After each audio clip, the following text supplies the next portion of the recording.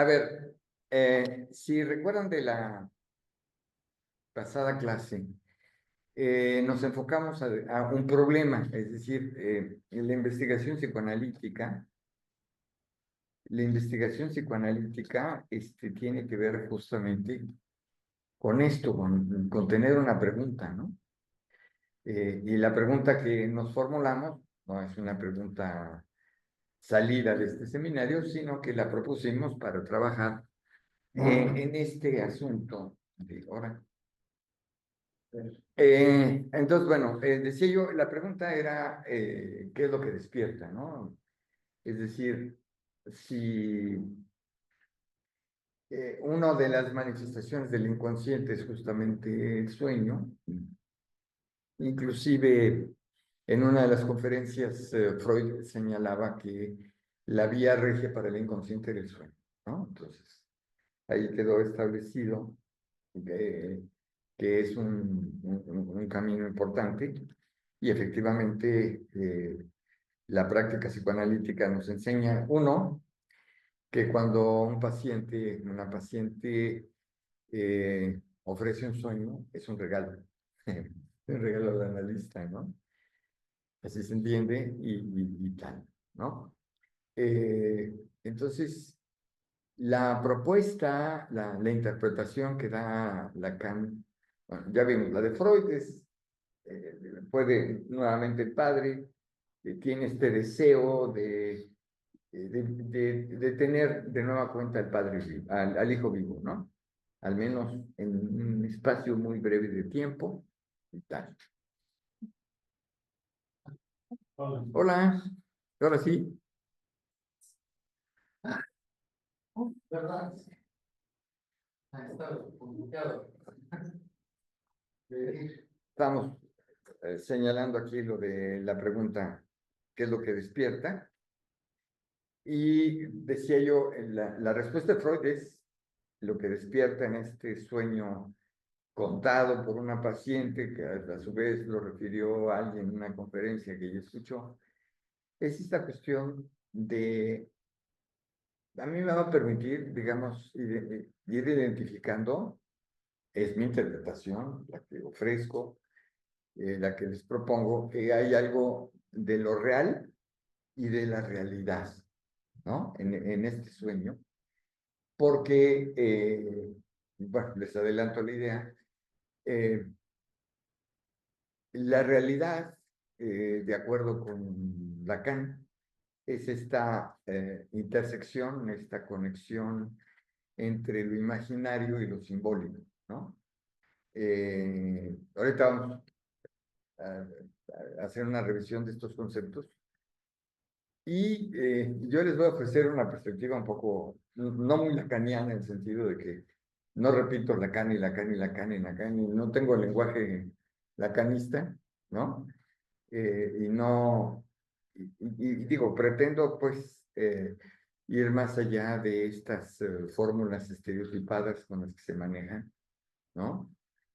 Porque lo importante no es la fórmula, sino qué quiere decir esa fórmula, porque son fórmulas extrañas o no comunes. Entonces decía, a ver, ¿dónde está la realidad? Digamos que la realidad tiene que ver con que el sueño, entendamos que el sueño nunca es absolutamente sueño, en el sentido de que nos desconectemos del ambiente, para no hablar de realidad, del ambiente, de tal manera que, por ejemplo, pues suele ocurrir que estás soñando y de repente un perro ladra y el perro se incorporado al sueño, ¿no? Esta especie de frontera que se mueve, digamos, de un lado a otro, ¿no?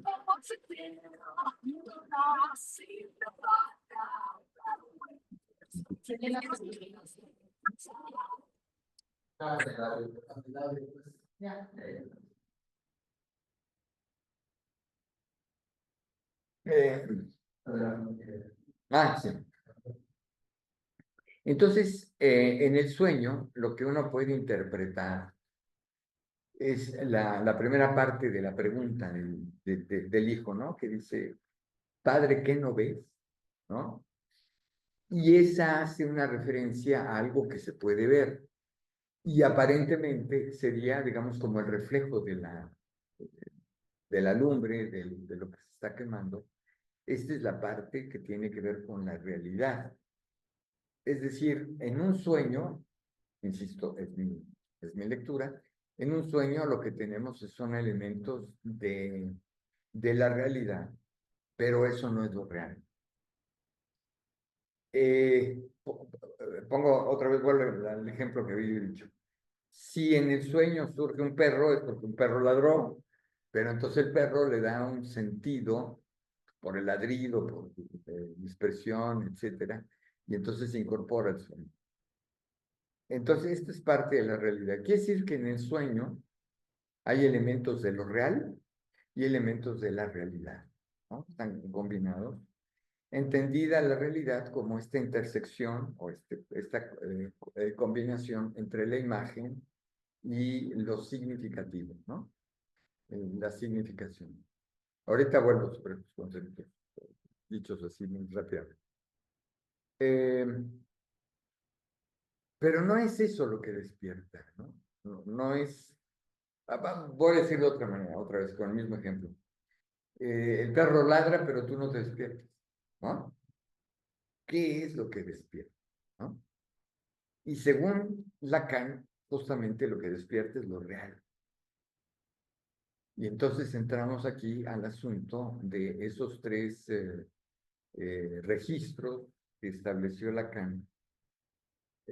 Así como dice, los tres míos no son los tres de Freud, bueno, exactamente los tres característicos de Lacan, que seguramente no ha ido hasta la saciedad, es el imaginario, el simbólico, el registro simbólico y el registro de lo real.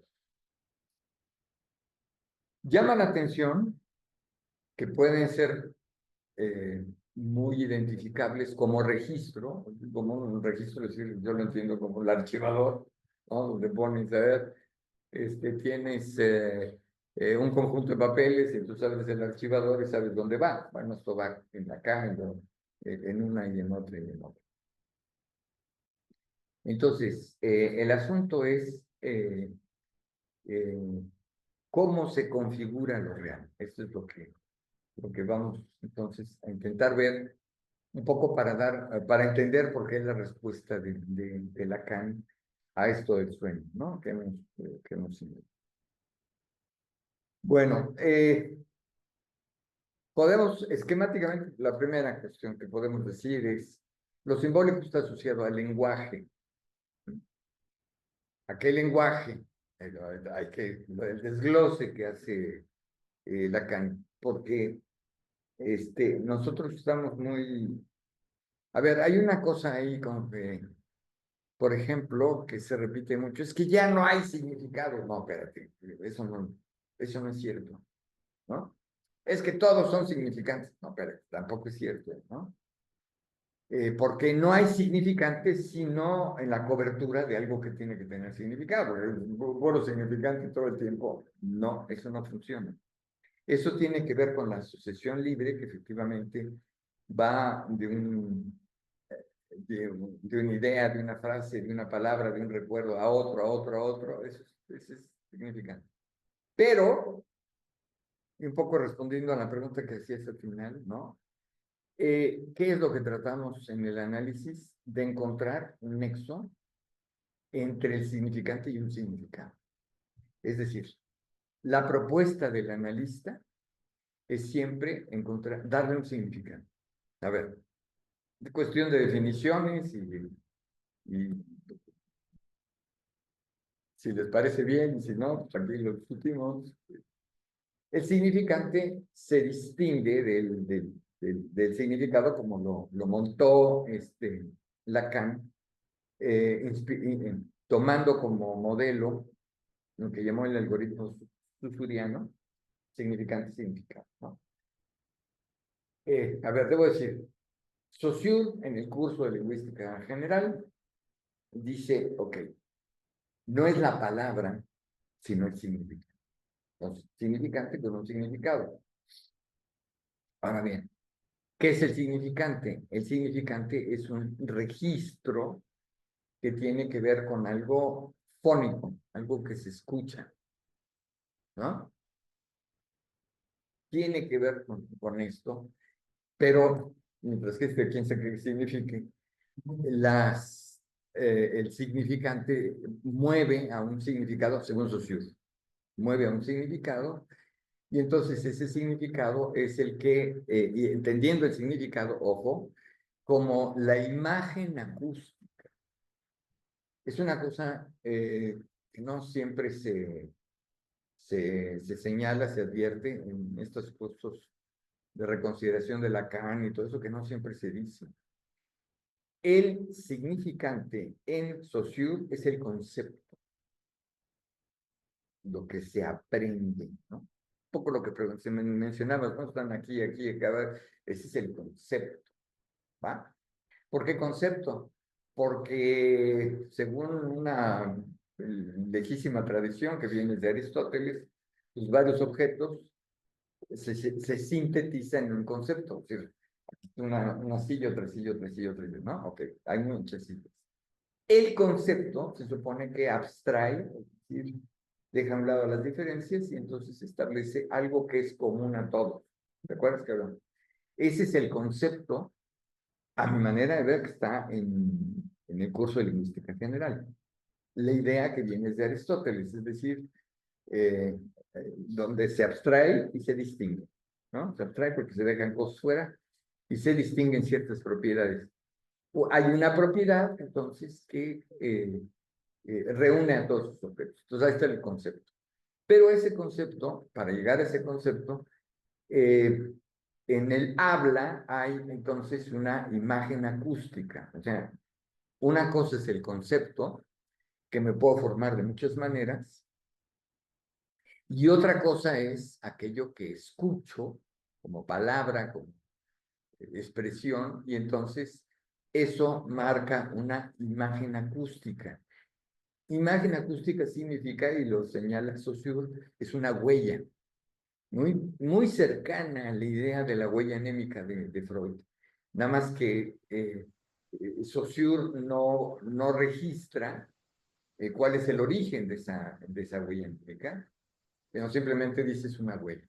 Mientras que Freud trató de buscar cuál es el origen de la huella anémica, porque lo que trata es justamente del elemento, vamos a decir, mental con el cual se construye nuestro intercambio con el mundo. Y para Saussure, pues simplemente es, ahí está, ¿no? Simplemente. Bueno, entonces,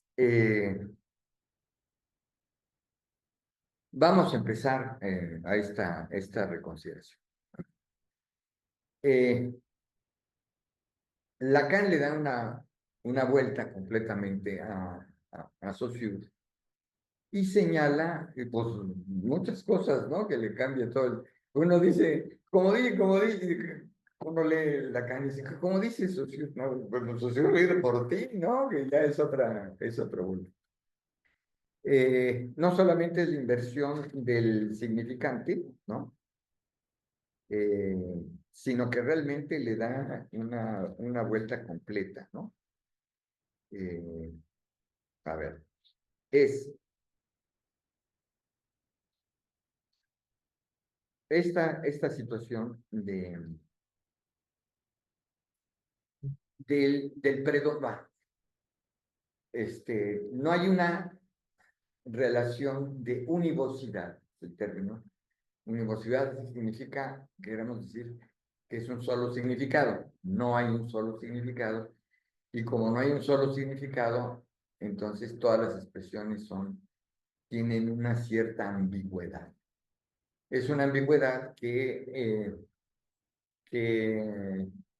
Lacan destaca respecto de lo que viene diciendo Freud.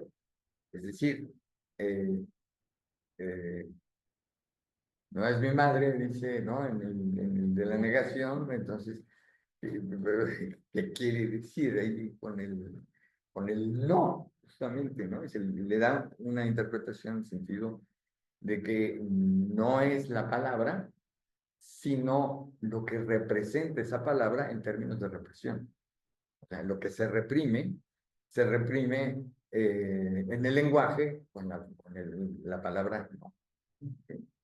Entonces, entramos en una cosa distinta y por eso Lacan señala entre significante y significado no hay una univocidad, no son términos únicos.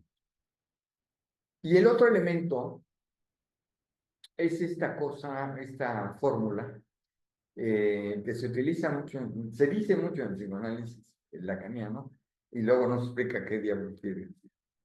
Es esta idea de que un significante representa el sujeto para otro significante. Es decir, no hay sujeto, sino significantes, ¿no? Y recuerden, bueno, lo han visto muchas veces, yo no quiero yo me digo, es activar la cámara. No, pero para escribir. No, pero minimízalo para que vean el programa. Con el control.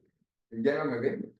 No, sí, todo sigue igual. Ah, bueno, pues bueno, que haya para que viene el pizarrón. Ya se ve. Sí, ya se ve, gracias. Ah, ya me veo, ya aparecí, ya figuré, antes no figuraba. Ahí va. La manera de interpretar esto es significante, que significa, bueno, que tienes un S1, significante de partida, 1, y ese significante, lo ponen con una flecha, va a, este es 1, y este es una pluralidad. 2 no significa que es el que sigue, sino los que siguen. ¿No? Y entonces la imagen se representa así. Es decir, un significante representa a otro, representa al sujeto para otro significante. ¿Ok? Esto no está en Saussure. Entonces, sí queda claro que aunque se haya inspirado en la lingüística, pues esa inspiración es muy relativa, porque luego inmediatamente le dio la vuelta y transformó la idea de Saussure. ¿Cuál es la ventaja? Vamos a ver. Para Saussure, esta no es una vez en una dirección, sino en ambas direcciones. Es decir, si este es el significado, entonces el significado remite a un significante, el significante remite a un significado. Eso sería un Saussure. Y esta cosa es el sujeto, por supuesto, no aparece. Debe entenderse que este es el sujeto dividido, escindido. ¿De dónde viene la escisión? Es algo que Freud no nos explica, lo toma, lo dice, ¿no? El Ich-Spaltung, el yo dividido, en el sentido de que es y no es, ama y no ama, etcétera, ¿no? Todas estas escisiones que tienen que ver con la pulsión de vida, la pulsión de muerte, etcétera, ¿no? Bueno, entonces no hay un yo que pueda establecerse. Bueno, vamos a empezar. Entonces, dice, esto es el significante, ¿no? Estamos viendo la clase anterior. Y les decía yo que aparte de Saussure, está también lo de la estructura, del concepto de estructura de Giuseppe Peano. Giuseppe Peano, que habla justamente de lo que es el concepto de número.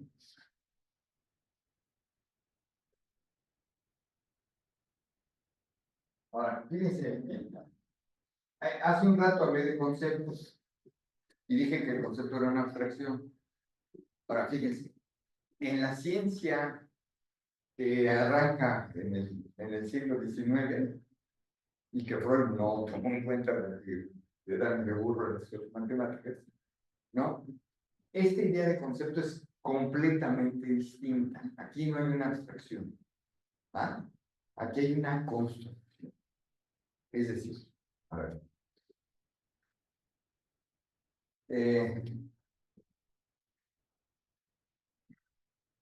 Tiene que ver, a ver, lo voy a poner de esta manera, tiene que ver con la axiomática.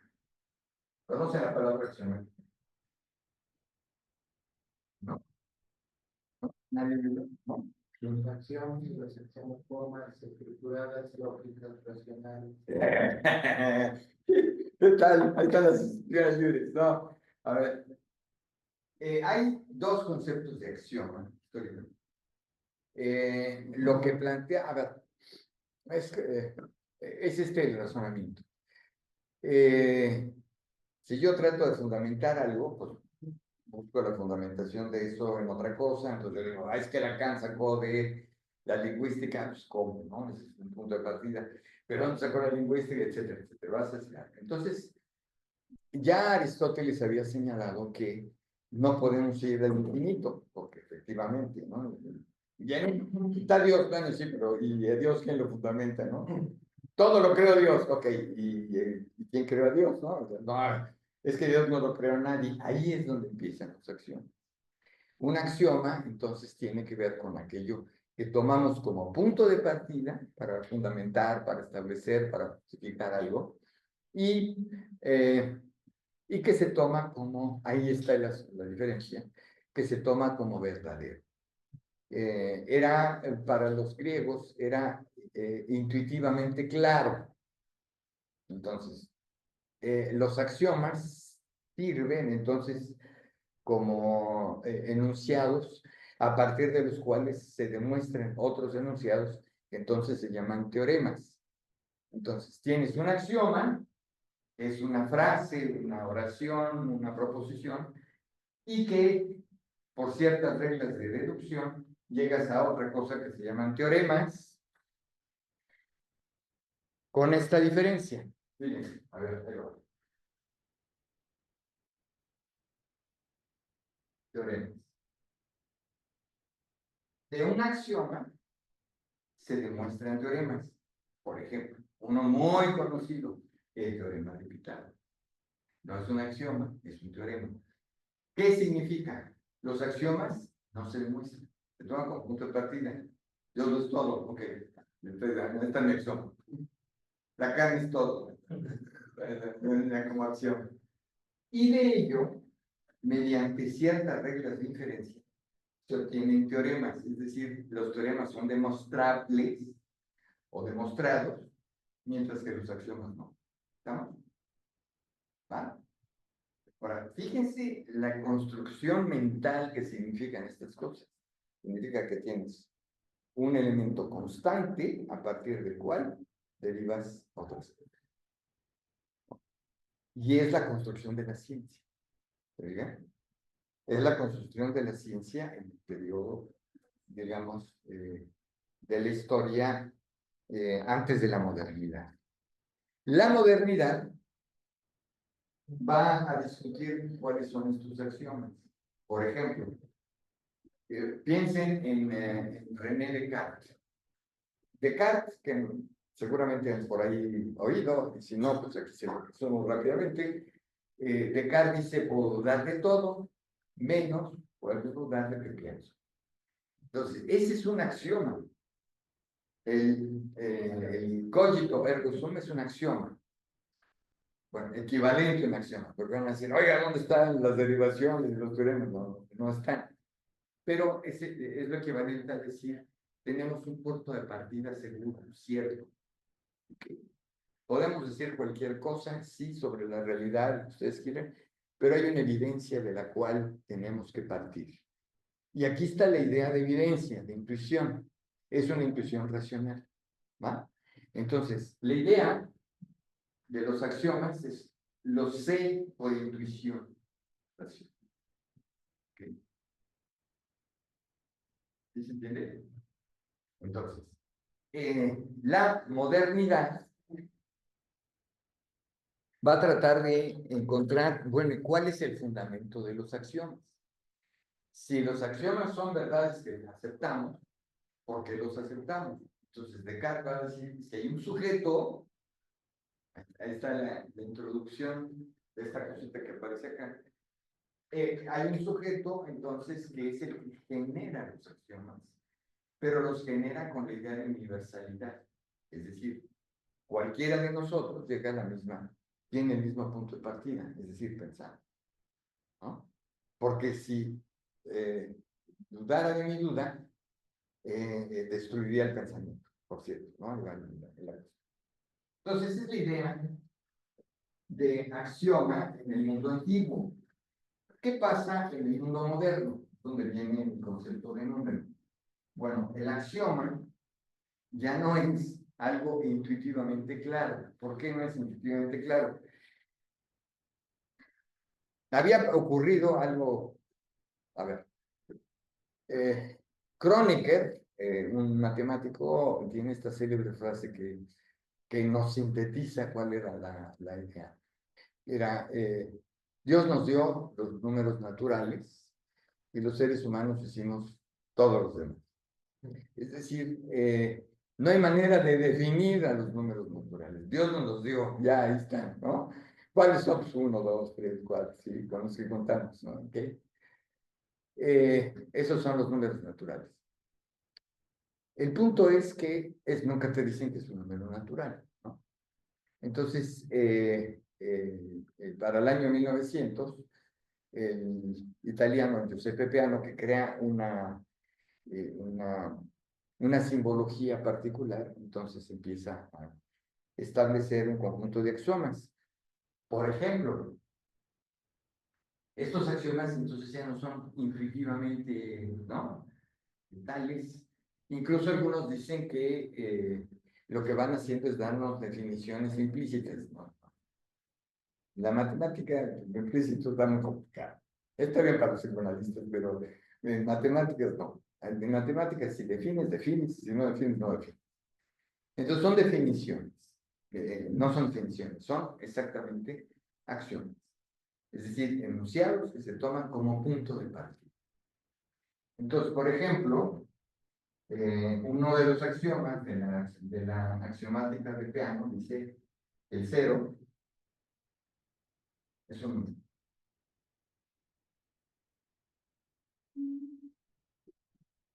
Se toma por axioma. Piensen ustedes que esto no ha sido evidente para nadie. La construcción del número cero, pues ya lo vimos, históricamente solamente hay dos lugares donde se forjó el cero.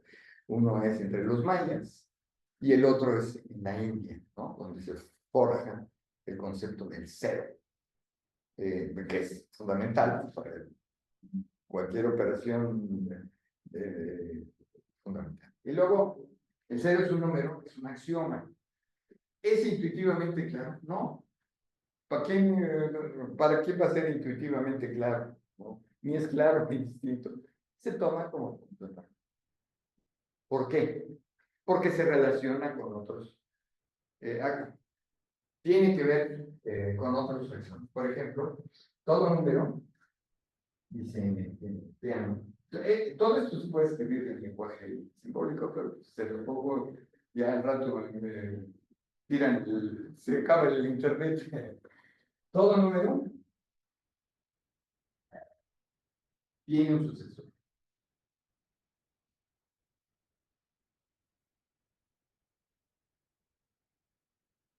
¿No entiendo? ¿Dónde va? Estos son sus sucesores. Ahora dice, ahí va también. El cero, es el número cero, no es sucesor, perdón.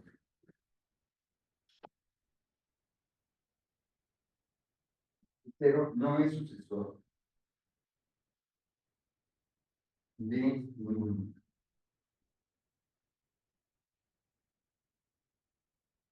Ahora, fíjense, aquí está el asunto que lo traigo a correlación con lo de Lacan. El cero es un número. El significante está en el punto es un significante en el punto de partida. Un significante sin significado, ¿no? Eso es lo equivalente a tener un axioma. ¿Sí? Pero todo número tiene un sucesor. decir, todo significante tiene otro significante, otro u otro, ¿no? Significante.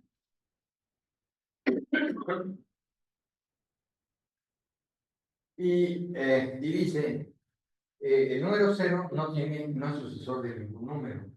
Esta es la idea del 1, que tanto revuelo hay en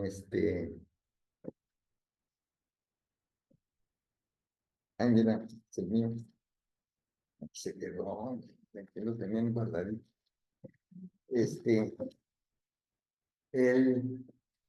Entonces, este es el lugar del 1. Pero van ustedes a encontrar en varios textos de la K, o los intérpretes de la K. El lugar 1. ¿Qué sentido tiene el hablar del lugar 1? Salud. Aquí, esta es la inspiración, ¿no? Así como hablamos antes de socio, pero acá ya cambió, el tergiversó y ya transgredió todos estos elementos para crear otra cosa. ¿Por qué es importante el lugar del 1? El lugar del 1 es importante por varias razones. Primera, todo significante 1 es ese significante que reaparece siempre. Es decir, está asociado a la idea de la repetición.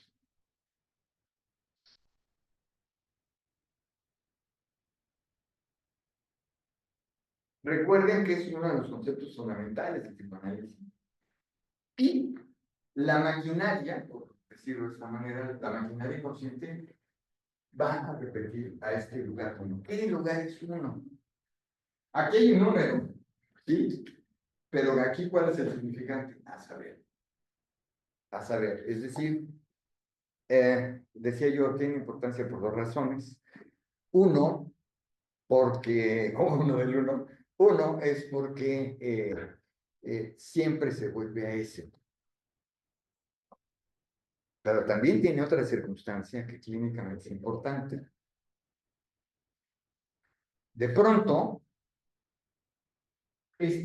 se congela. Y entonces, los pacientes no quieren dar el paso. ¿No? No quieren. Las asociaciones son asociaciones, voy a decirlo de esta manera, estereotipadas. ¿No? Ya lo dijo una vez, y lo dice otra vez, y lo repito otra vez, como aquel ejemplo que nos dabas, ¿no? Busco una pareja, duro, y dale, duro, y dale, va en lugar del 1, pero un 1 congelado. ¿Sí me explico? Eso es lo que me pasa en la experiencia analítica. Los pacientes se aferran, eso se aferran es una terminología psicológica, ¿no? El lugar de ese elemento no se quiere mover, ¿no? Es que busco una pareja. Constante, constante, constante, constante. Si veo a una mujer desnuda, algo le va a pasar a mi padre. Va a tomar del hombre de las ratas, ¿no? Y vuelve, y vuelve, y vuelve. Insiste, insiste, insiste en ese lugar. Pero el tanta insistencia obliga, entonces, a una de dos. El analista ya no escucha, ¿no? Ya no está escuchando. Si repite tanto el analizante, pues entonces quiere decir que el analista no está escuchando este lugar 1 congelado. ¿No? ¿Qué es lo que tiene que hacer el analista? Si lo escucha, tiene que interrogar ese 1 para mover al ese. Y aquí es donde aparece justamente este sujeto definido. Usted quería una pareja, entonces está buscando un tercero, ¿no? Entonces, esa intervención tiene que mover a decir, ¿qué estoy diciendo? ¿Me entienden? ¿Qué estoy repitiendo? Si eso se logra, a ver, fíjense bien, lo que estamos haciendo es darle un significado a ese uno congelado. ¿Se entiende? Entonces, no se trata de decir, son todos significantes y ya nos tiramos a la mata fiable. Ay, total, va a venir otra vez el S1, pues ya para qué me ocupo, ¿no? Mejor ya me dedico a revisar mi mail o alguna cosa así y ya no escucho, ¿entiendes? Porque no estoy escuchando la cadena, ¿no? Y no estoy escuchando que la cadena se quedó anclada en uno, en ese uno, ¿va? Entonces, ¿qué hay que hacer? Mover ese uno. ¿Cómo? Encontrando un significado que perturbe. ¿Sí me entiendes? Es decir, la interpretación tiene que ser algo que perturbe al sujeto. ¿De qué lo va a perturbar? De lo que dice, de sus propios dichos, no de otra cosa. No si la mamá le pegó o no le pegó, no, no, no. Es de sus dichos. Me doy a entender. Bueno, entonces, primer asunto aquí, extraño. Hasta aquí vamos bien, ¿se me entendiendo? ¿No? Más o menos. Entonces, sacamos de la lingüística y sacamos también de la matemática. Pero la matemática se transgrede, porque pues, con esto no opera la cadena, aunque esté en el fondo. Y por otro lado, está una teoría de la significación que no se parece a lo de Saussure, por lo que explica, ¿no? Ahora, insisto en esta tesis. No es que el significante deje de tener significado, no. El significante va a amarrar con un significado. Y ese punto de amarre es precisamente la interpretación, que son de los dos lados. Uno, del lado de la interpretación del analista, que le lleva a tener un significado. Fíjense, a ver, diferencias entre significado, entre significación y signo. ¿Conocen la palabra signo? La palabra signo viene bueno, Saussure tiene una idea del signo, ¿no? Habla del signo, habla de la moneda como su representación del signo, etcétera, muchas cosas. Pero en la más o menos contemporáneo, aunque anterior, es Charles Sanders Peirce, que va a dar una idea del signo, crea una semiótica, crea la semiótica que manejamos actualmente, donde dice que un signo representa algo, un signo representa algo para alguien. Son tres cosas, ¿no? Entonces, cuando hay una intervención de parte del analista, lo que se crea es un signo. ¿Se entiende? ¿Por qué? Porque entonces tiene, ¿no? Tiene una interpretación para alguien. Fíjense que se rompe esta idea, ¿no? Esta idea está bien para significante. Pero ese lugar del significado que está ausente se reintroduce en algo que es la interpretación del analista. ¿Se entiende? Entonces, ¿qué hacen los analistas? Respondiendo a tu pregunta de acuerdo, es convertir en signo. Ahora, ¿cómo conviertes en signo? Lo conviertes, lo transformas. No está el signo hecho. ¿Cuándo es este signo? Cuando alguien dice A. Entonces estoy buscando qué, ¿no? Cuando digo que busco pareja, ¿qué busco? Ay, ¿no? Ay. Y entonces ese desconcierto, ese elemento de contradicción, no tiene respuesta. Si ustedes observan en lo que es la práctica analítica, es cuando viene entonces este silencio. ¿Por qué dices? O esa expresión, es que no lo había yo pensado, ¿no? Es que no lo había entendido así, etcétera, ¿no? Hay diferentes expresiones. Donde uno puede inferir, ahí va, que sí lo había pensado, pero no en el registro, digamos, del signo, ¿va? Porque ¿de dónde elabora uno la concepción del signo? El signo que da, pues de los significantes del paciente, ¿sí o no? ¿Entiende? No de otros, no de otros. Ahora, ¿la cadena significante sigue? Sí, por supuesto que sigue.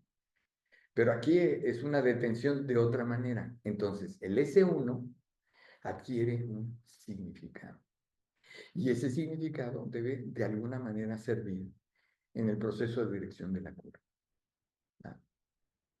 Bueno, entonces que tiene dos intervenciones. Uno es la intervención del analista, pero lo otro es esta invitación que hacemos como analistas cuando le pedimos al paciente, a la paciente que eh, em, diga qué significa para ella, para él, ese síntoma. Es decir, que le dé significado, que le dé sentido. Por supuesto, lo primero que te van a decir es que no le encuentro sentido, ¿no? Pero el proceso de análisis va llevando justamente a que esas asociaciones en algún momento aparece y dice, ah, es que esto es así. Entonces quiere decir que le da una interpretación a su síntoma. ¿De qué es lo que buscamos en análisis? Que el paciente haga una interpretación, haga signo de lo que está diciendo. ¿Sí me explico? Sí. Ahora, esta es una cosa que no se dice mucho en las presentaciones del psicoanálisis de lacaniano, pues porque el énfasis era para decir, oiga, pongan atención en el significante y no tanto en el significado. Ok, ya está, ok, pero no podemos simplemente decir, hay significante sin significado. ¿Sí? Porque, ¿qué es eso? Ah, es un significante, una manera, ¿no? Y hoy no saben la cantidad de veces que he tenido a algunos estudiantes que dicen, ese es un significante, como si el significante no pudiera significar nunca nada. ¿Me explico? Y eso no es, a mi manera de ver, lo que planteó Lacan. ¿Ah? Bueno, primer asunto. Estamos viendo esta cuestión de... ¿Hasta aquí vamos bien? ¿Sí? ¿Entendió el rollito? Sí, maestro. Entonces, obviamente, este lugar del uno es un lugar en el discurso del paciente, no del analista. Porque es del analista, pues ya, pobre, ¿no? Bien. Y es el efecto de la repetición. ¿De dónde viene? Ya dijimos, agarra al señor Lacan, agarró de un lado y de otro. ¿Por qué? Porque Lacan vive en este espacio de lo que se llamó el estructuralismo. El estructuralismo, pues, lo que quería era encontrar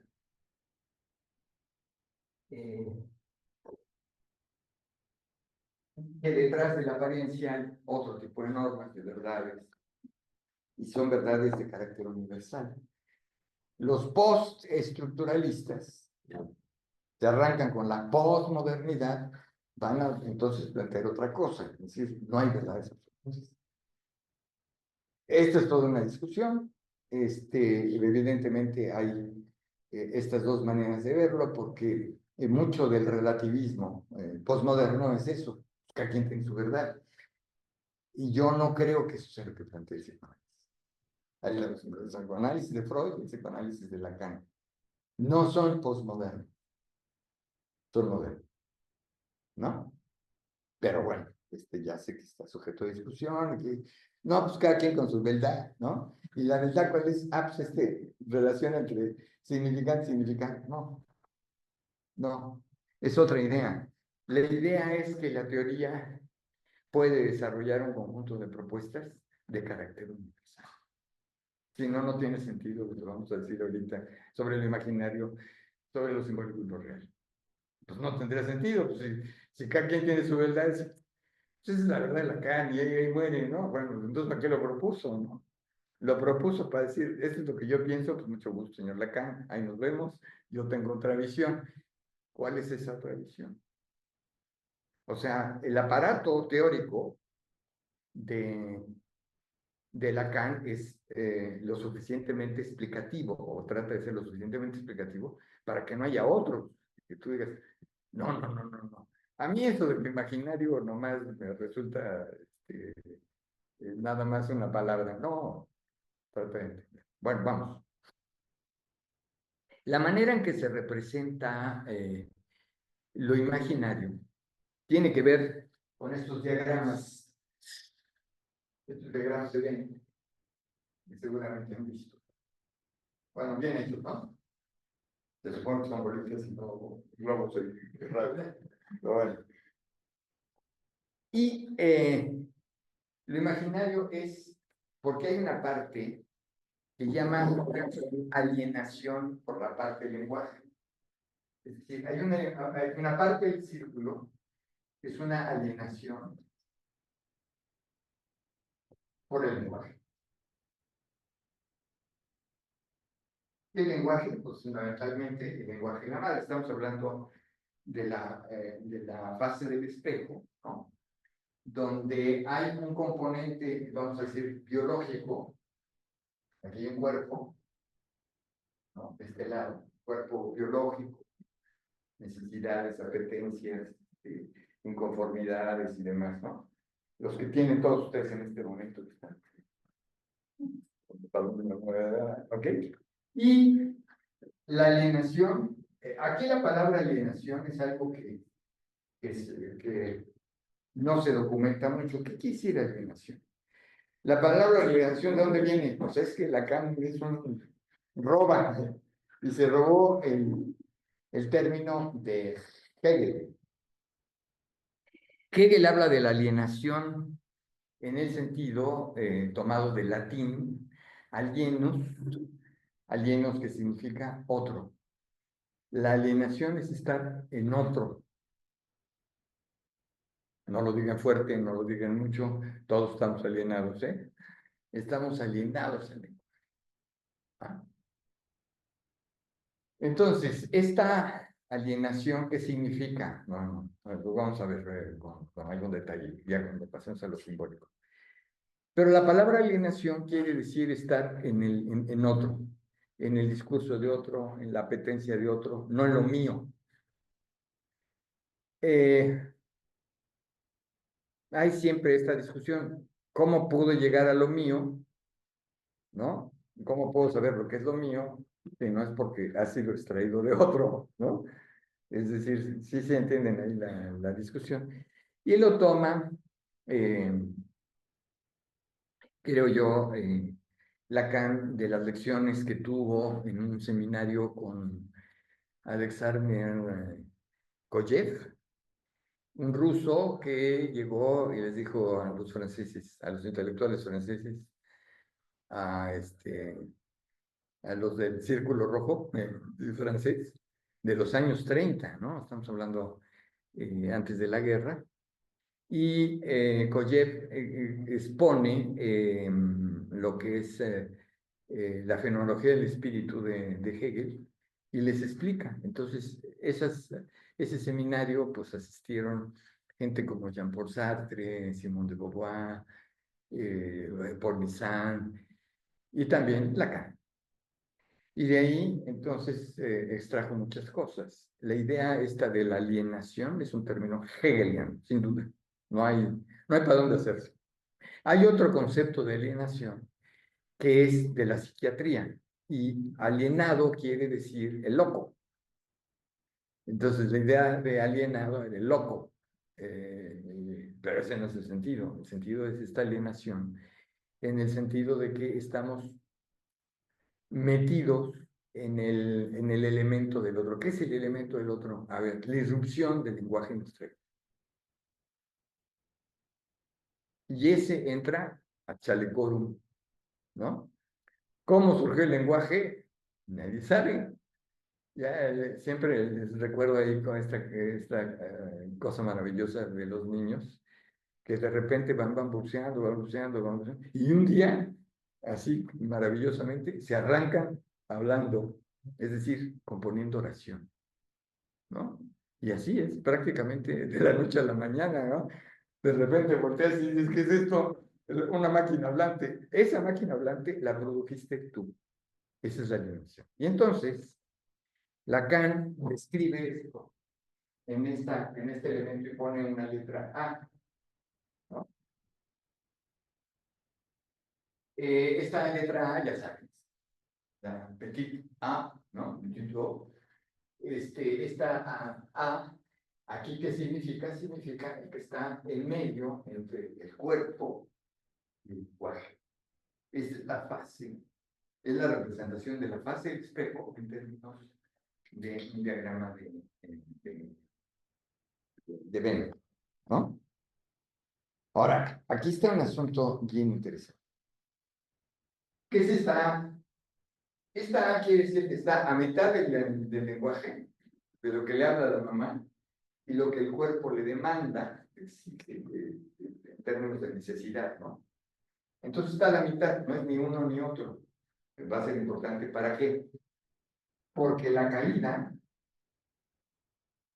de este A significa decantarse por uno de los dos lados.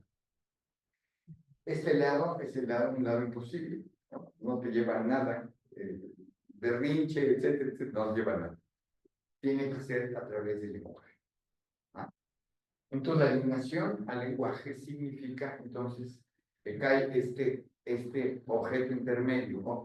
Insisto, a ver, este A es un objeto. ¿Cómo? ¿Qué objeto? Bueno, tiene que ver, entonces, que la imagen, para Lacan, no es algo subjetivo, aunque se perciba como subjetivo, sino algo objetivo. ¿Cómo va a ser una imagen objetiva? Uno puede decir, a ver, primera respuesta, pues es objetiva porque todos coinciden que es una imagen. Ok. ¿Qué más? ¿Así?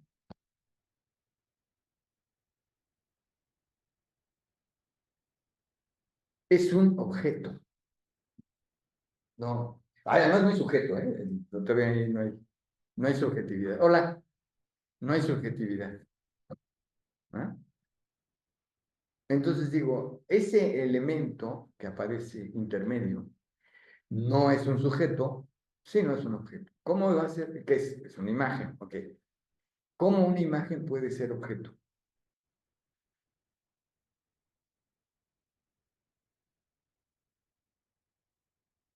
Ni idea.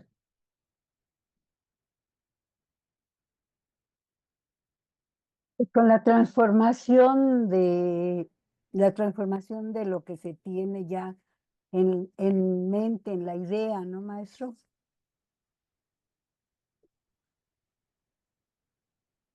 Porque es algo que ya se conoce, el objeto, ¿o me equivoco? Hablar de objeto conocido ya supone conocimiento. Estamos hablando de imagen, Mm. o sea, previo, ¿no? Ujú. Yo diré que está mal. No, ya sé que siempre dice eso, pero viendo eso, digo, Ya estoy seguro, ¿verdad? Sí, me da mucho miedo, ¿verdad? Pero pienso que la imagen se vuelve objetiva porque se encuentra. no, a ver, ojo, perdón que te interrumpa. Es objeto, no objetiva. La imagen es objeto. Exacto. Sí, porque si no, no es fácil, ¿no? Es decir, ay, pues lo filmamos, y entonces eso que filmamos es objetivo, porque todos vemos lo mismo. Sí, tienes razón, pero falta elaborar un poquito más, porque lo que yo te estoy diciendo es un objeto, la imagen es un objeto. ¿La imagen qué imagen? A ver, vamos, situémonos, ¿no? Ya no he oído, y es el agujero, exactamente, ya, ok, ahí va, poquito a poco. Estamos hablando de esa experiencia que no es de Lacan, que es anterior a él, otra vez, probando, ¿no? Probándose de otros. Esto se había hecho como experimento en psicología para esta representación del niño ante el espejo y cómo el espejo, frente al espejo sonríe. Y la pregunta es, ¿a qué sonríe? ¿No? Entonces, a ver, ahí va. Ojo. ¿Cuál es ese objeto? Le das un nombre. En español no jala mucho, porque es la misma, pero este es el MOA.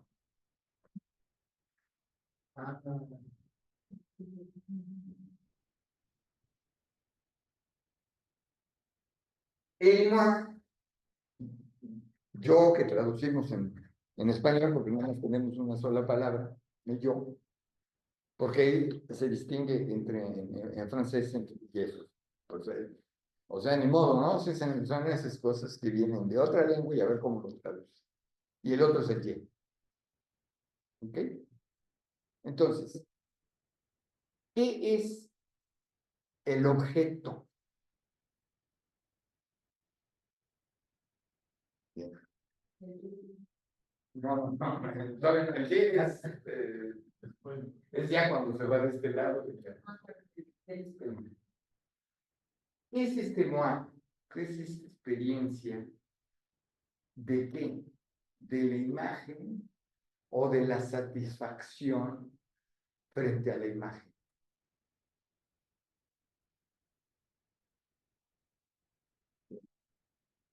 Este moi son dos.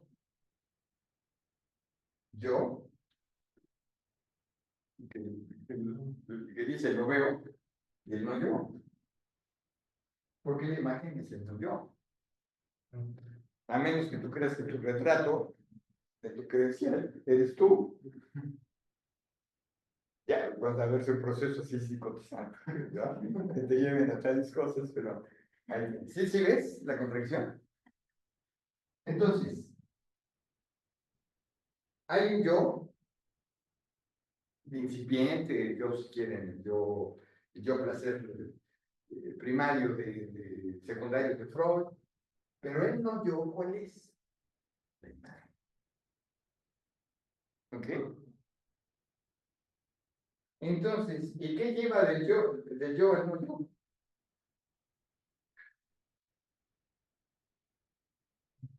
¿Hay una correspondencia? Aquí lo que hay es un vacío.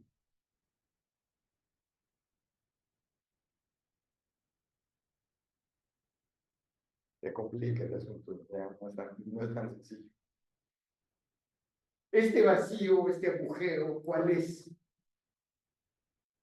¿Por qué? Pues una cosa es el yo y otra cosa es el no yo, ok. Pero ¿cómo se corresponden? Al bebé es imposible que lo vean, ¿no? Es decir, a ver, el yo está el niño que habla, grita, sonríe, lo que sea. El no yo es la imagen en el espejo. ¿Okay? Pero que nos diga.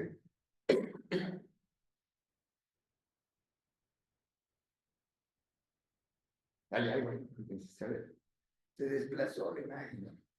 Esta es una idea a mí me parece muy interesante porque, otra vez, las imágenes no son, las imágenes no son los objetos. Primer asunto. Ok, va, eso ya sabes de mucho tiempo atrás. Aquí la cuestión es, ¿y qué los ligan? ¿Sí ven? Si hubiese, no lo hay, pero si hubiese una palabra, por eso dije que no es una representación, Margarita, no es conocido. Si hubiese una palabra, ¿cuál sería? Una palabra que liga, que articula. Vamos a ponerlo así. No son hechos, trata de hacer una idea de que están en cadena. ¿Qué es lo que ligan? Nada, nada, ¿no? A ver, el experimento era el siguiente.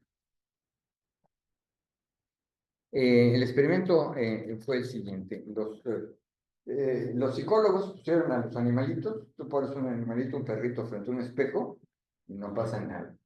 Les dan la vuelta. Changuito igual, hace lo mismo. Entonces, ¿por qué la fascinación en el No sé.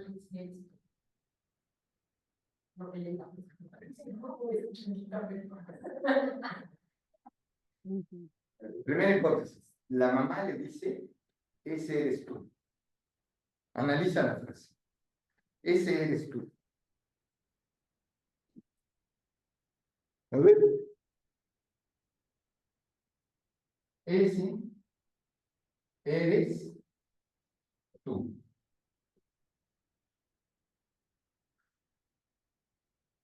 Eres da una consistencia. ¿A qué?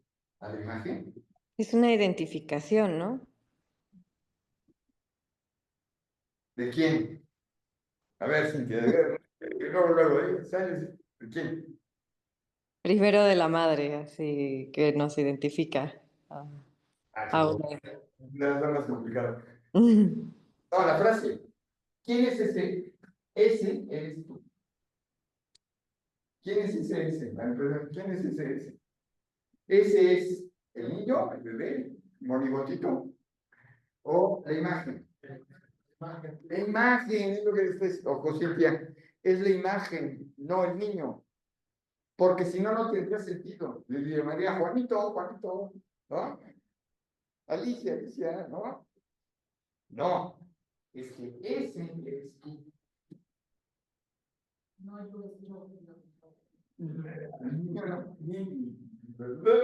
la lengua no le da, se le traba la lengua. ¿Okay?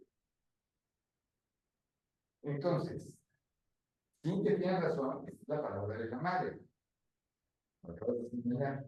Pero ¿qué significa? ¿Quién es ese él? ¿No? Para la madre, sí hay una intervención simbólica, es decir, desde el lenguaje. Y ella sabe lo que significa. ¿Qué significa? ¿Sí? Y lo adapta al niño. Muy bien. Ahora, ese eres tú. ¿Cuál? ¿Cuál de los dos? Porque aquí hay una división, ¿no? ¿Cuál de los dos eres tú? Lo acaban ustedes de decir, la imagen. Sí, pero es ambiguo, ¿no? Porque, a ver, tú que retiras al bebé y lo señalas en el espejo y ya no hay nadie. Hay un vacío. ¿Ok? Te tomas tu selfie, acá, y dices, ese soy yo. Okay. Guardas tu selfie. ¿Dónde quedaste tú? ¿Sí te fijas? Maestro, en ese tiempo de que al niño se le dice, eres tú, siento como que también hay un conflicto porque cuando el niño empieza a utilizar la palabra tú, no sabe realmente que se refiere a él, sino también para todo dice tú. Es decir, como que no hay una identificación o simbolización de su imagen, algo así, ¿no, maestro? Al principio, hasta que ya logra ubicar ese tú que se refiere al yo de él, ¿no? Sí, sí, con esta cuestión.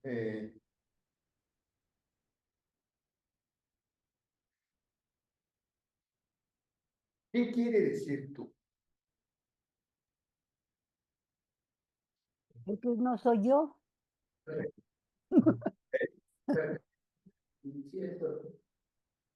Tú es una palabra, no sé cantar fútbol de donde es un significante. ¿Lo ves? Ya se quieren aquí entonces a las honduras ontológicas y metafísicas. No, es un pronombre. ¿Ok? Ahora, Margarita Eloy, este tú es el tesoro de los significantes. La mamá le puede decir, ese eres tú, porque ella está afuera. Ella es un yo que puede decir, ese eres tú. ¿Se entiende? Y ese lugar de la madre, en este sentido, es un significante. Es decir, es un pronombre. Yo, tú. ¿Va? ¿Se entiende? Sí, ¿Cuál es la consistencia del tú? en este momento de la imagen? Ninguna. Ninguna. Entonces, cuando yo digo que este A es un objeto y no es objetivo, lo que estoy diciendo es se ubica en términos de la lengua, es decir, en términos del lenguaje de la madre. Ahora, ¿es el lenguaje de la madre? Pues, ¿es de mi mamá? No. Es lo que mamá ha heredado de sus padres, etcétera, etcétera. Lo que les decía yo a propósito, ¿por qué no podemos decirle presidenta? No, tiene que ser presidente. No es un capricho, tiene que ver con la estructuración de la lengua del castellano. Si no, tienes que cambiar todos los demás. Entonces, tú es un objeto en el sentido lingüístico, en la lengua. ¿Está? Tú te puedes ubicar como un objeto, como decir esto, pero podría ser y aquello, ¿no? Y aquello. ¿Les bien? Los lugares, ¿no? Yo, tú, ello. Yo, tú, aquello. Aquí, allá, acullá. Aquí, allá, acullá. ¿Y acullá dónde está? ¿No? Son lugares en la lengua. ¿Vamos? Entonces, por un lado es un objeto, pero vacío. ¿Por qué vacío? Margarita, ahí va. Porque no hay una identificación todavía con el Señor. O sea, que la mamá le diga, ese eres tú, no le dice nada al bebé, nada. ¿Ok? Pero ¿qué tal cuando viene la relación amorosa? Eres, tú eres todo para mí. Ah, órale, órale, ¿quién es ese tú? Que se compromete a algo ahí terrible, ¿no? ¿Sí ven? ¿Va? Bueno, Sí, ya, gracias. el que entendió, entendió. Entonces, imaginariamente, ¿qué es eso de imaginariamente? Formar una unidad. El niño no es una unidad. Lo que estamos viendo el niño es más bien una dualidad en la imagen. No van a decir, no, si yo lo vi y era un niñito, no, a eso no me refiero a la imagen, ¿no? Entonces hay una dualidad que sin embargo, por ahí está lo imaginario, sin embargo, lo dual se vuelve uno. Es decir, se vuelve objeto, lo que le estoy diciendo. Lo que son dos aparece como uno. ¿Dónde aparece ese uno? En el tú. ¿No? Lo objetiviza. ¿Cómo lo objetiviza? Pobre niño, sí, pero así es el asunto. Ya le puso el lugar del tú. ¿Ok? Ya no hay duda, eres tú. ¿Ok? Y luego, en las relaciones amorosas, es que eres tú. Ah, se repite, ¿no? Ya. Y ahí va tu imaginario. ¿Cómo? ¿Ya sé qué? Ya se echó a andar y se echó a perder de pasadita, ¿no? ¿Va? Entonces, aparentemente se dice, yo digo protosujeto para que nos entendamos, ¿no? Para no hablar del bebé, el protosujeto se identifica a una imagen externa, ok. Pero esa es una alienación y al mismo tiempo narcisista. El narcisismo, recuerden, es el narcisismo de los padres. Cuando la madre le dice, eres tú, lo dice con cierto énfasis. ¿Y de dónde viene ese énfasis? Pues decir, eres mi muñequito, eres mi muñequita, ok, no cualquier cosa, ¿no? Y entonces, entonces, ¿la imagen de quién es? ¿Del niño estrictamente? No. Es entreverado con la imagen de la mamá. O sea, ¿cuál imagen de la mamá? El tú, que resuena, tú. Sin que el tú, Margarita, sea claramente establecido. ¿Quién eres tú? tú es una palabra, ¿no? Por eso dijimos, no se hagan bolas, es un significante. Se acabó. ¿Ah? Bien. Lo simbólico, ¿de dónde viene? Otra vez. Lo simbólico está o antecede a lo imaginario. ¿De dónde surge lo simbólico? O surge con la lengua. ¿Cómo surgió la lengua? Nadie sabe. Yo siempre digo, además ya lo escribí por ahí, nadie, no ha nacido el guapo que nos diga de cuál es el origen del lenguaje. ¿O sí? Ni en la historia, ni mucho menos en el individuo. ¿Y qué me acuerdo que digo esa evolución del niño? ¡Pum! De repente empieza a hablar. ¿Qué es lo que habla? Chomsky dice que genera entonces oraciones nunca antes escuchadas, es decir, genera una gramática. Y bueno, eso tiene que ver con una cuestión de funcionamiento cerebral. Bueno, entonces, primer asunto. Lo simbólico no solamente es el lenguaje, sino que para Lacan lo simbólico tiene que ver con esta relación significante-significado en este movimiento, en este proceso.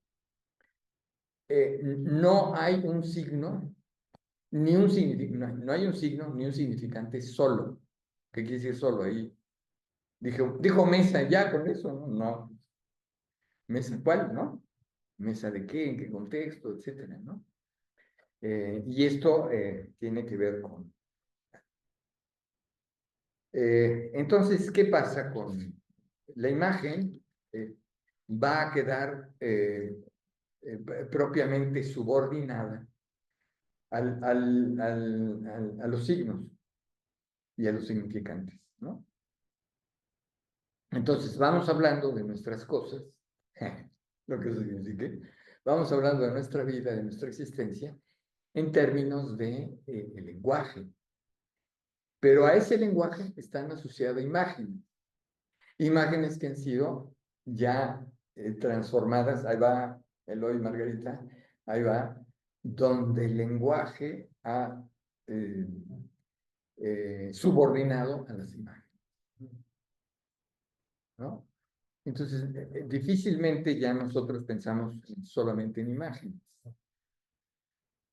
Y esto es el efecto, digamos, de la pintura, por ejemplo, ¿no?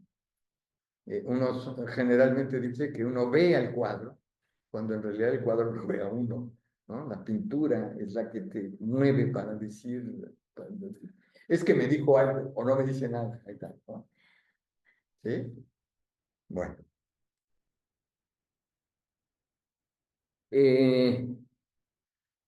Otro robo de parte de Lacan es en el elemento de lo simbólico, es que lo simbólico es en buena medida pensado en términos de reglas.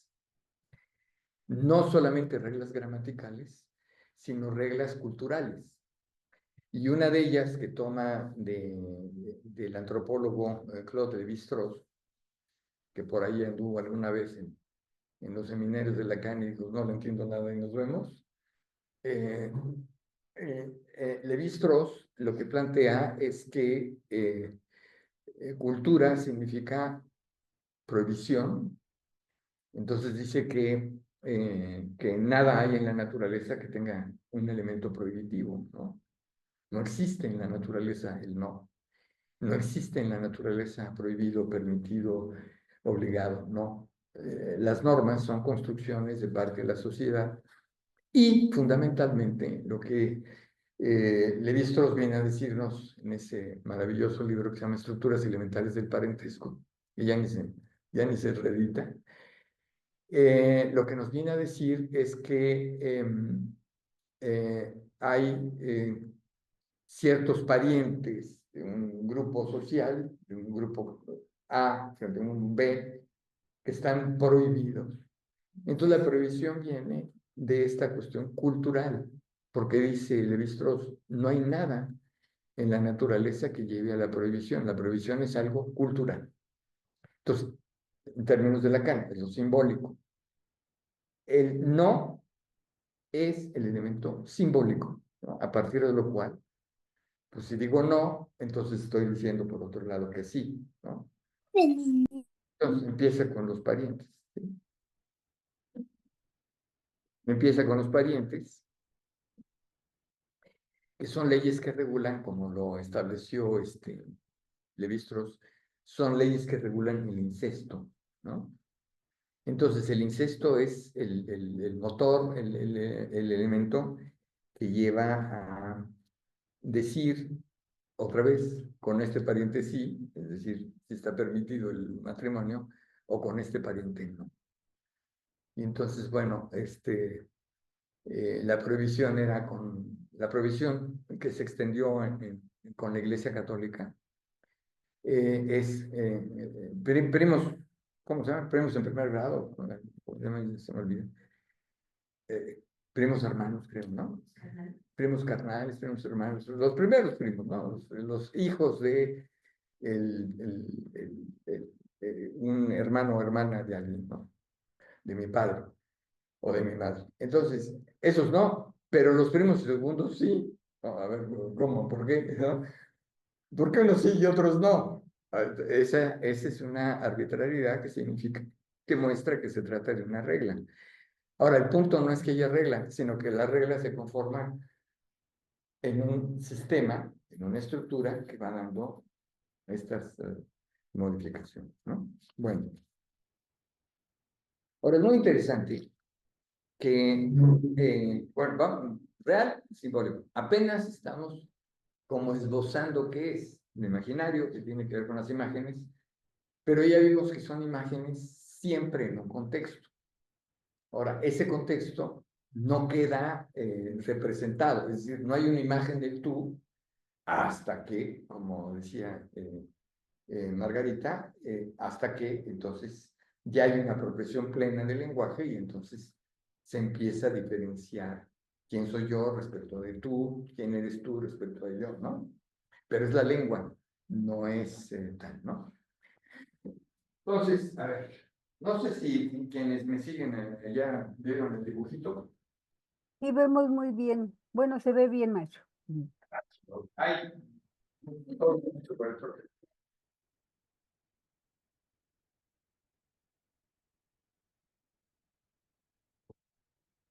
Vamos a decir, a ver. Hay una duplicidad. Es imaginario, simbólico y real, ¿no? Pero de real, imaginario, real, simbólico, imaginario, hay otro que se desprende. ¿Se acuerdan? No, no lo recuerdo. Hay un imaginario, un simbólico y un real. ¿No? Todavía no hemos dicho lo real, todavía no hemos dicho que por ahí va. Entonces tienes un imaginario, un simbólico y un real, y del simbólico otra vez se desprende un imaginario, un simbólico y un real. ¿No? Curioso. En esta división. ¿Qué esto es? Digamos, es algo que es importante, según yo, para que distingamos cosas de tipo clínico, ¿no? Que siempre, ya ven que yo trato de buscar ahí las cosas. Esto tiene que ver, voy a llamar, con la estructura de la subjetividad.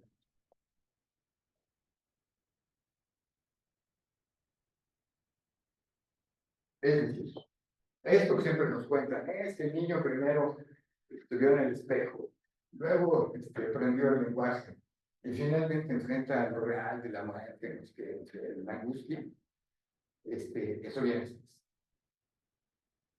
O no se tiene que ver estrictamente, digamos, como si nos metiéramos a la experiencia de las personas, por decirlo así. ¿Va? En cambio, este segundo que se repite, a partir de lo simbólico, a ver si ustedes ven la diferencia. Este es el sujeto, el niñito, que luego creció, ¿no? Y aprendió el lenguaje, y luego alguna vez dijo, chin, el trauma, ¿no? Sí. Ahí, es el niñito. Pero aquí, ¿qué ven? A partir de acá, claro, ¿qué ven? ¿Qué ven? Pues nada, de unas líneas, sí, bueno.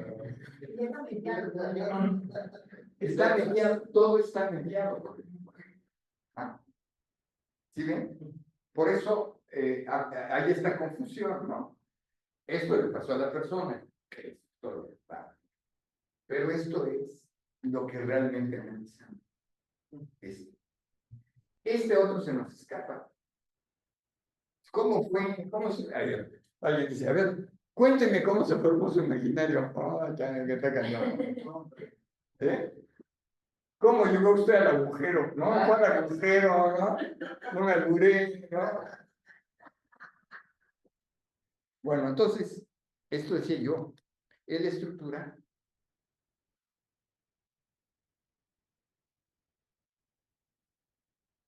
¿En dónde? En el lenguaje.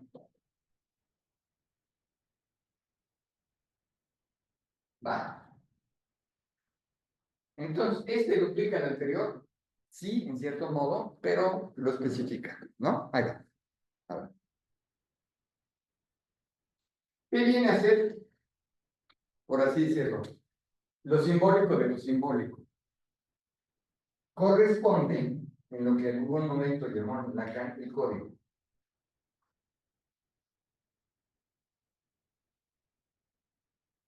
¿Qué código? A ver, otra vez.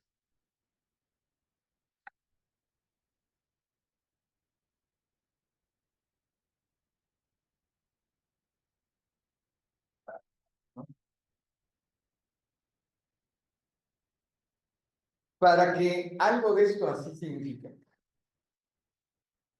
Claro que escuchen desde allá. Tiene que haber un código que decodifique qué significado puede tener o a qué se refiere una acción, etcétera, ¿no? Entonces, siempre necesitamos un código, que es lo que, a lo que yo apelo, digamos, para que nos podamos seguir. Si tenemos un código común, nos entendemos. Si no tenemos código común, pues no, simplemente no. El código es de la lengua, ¿no? En general. Si hablamos castellano, entendemos unas cosas. Si hablamos francés, entendemos otras, porque son otros significantes, etcétera, ¿no? Ahora, este es el lugar de quién. El código no es, este es de la lingüística, ¿no? De la lingüística, de la teoría de la información, de la informática y demás. En el caso del psicoanálisis, este procede del otro, el gran otro. ¿Quién es ese gran otro? Pues en muchos sentidos, la lengua materna, ¿no? Entonces, ¿cómo me entiendo con mis semejantes? Que me entiendo. Cuando me entiendo con mis semejantes es partimos de un código. Ahora, ese código es en la estructura, en el álgebra lacaniana, porque ya pusimos la minúscula. Entonces tenemos esta otra que significa el otro. ¿Quién es el otro? Pues el otro es, en este sentido, por ejemplo, el tesoro de los significantes, que alguien lo ha hecho corpóreo. Bueno, aquí vamos. ¿Qué es lo imaginario dentro de los? Y dicen, no, pues es imaginario, no es simbólico, si es simbólico, no es imaginario. Allá les digo, a ver, pero aquí hay algo específico. Muy importante, porque con esto nos movemos en la vida. ¿Cuál vida? Esta, la vida, ¿no? Este imaginario en lo simbólico es el significado.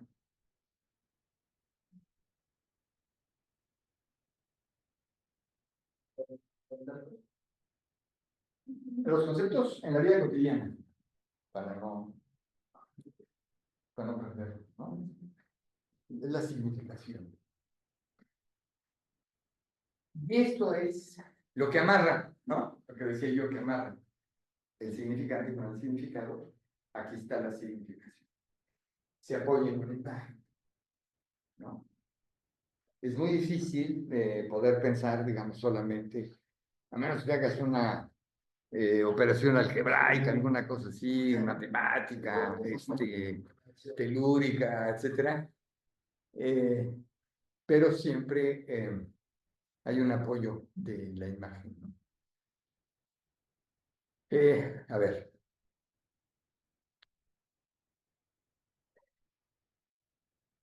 Le va a llamar Lacan a esta situación. Le va a llamar muro de lenguaje.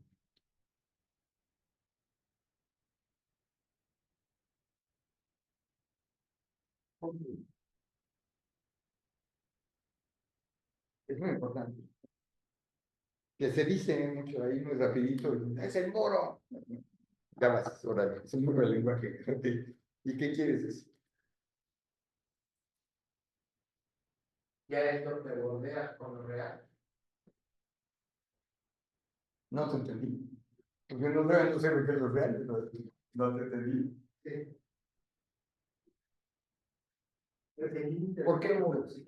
¿Por qué muro? Otra vez, ¿no? Yo en el tipo de análisis que trato de hacer. ¿Por qué muro?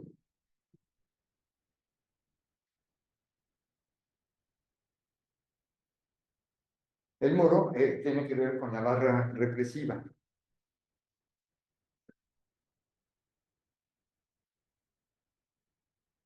Esta que impide el paso del significado al significado se llama barra represiva.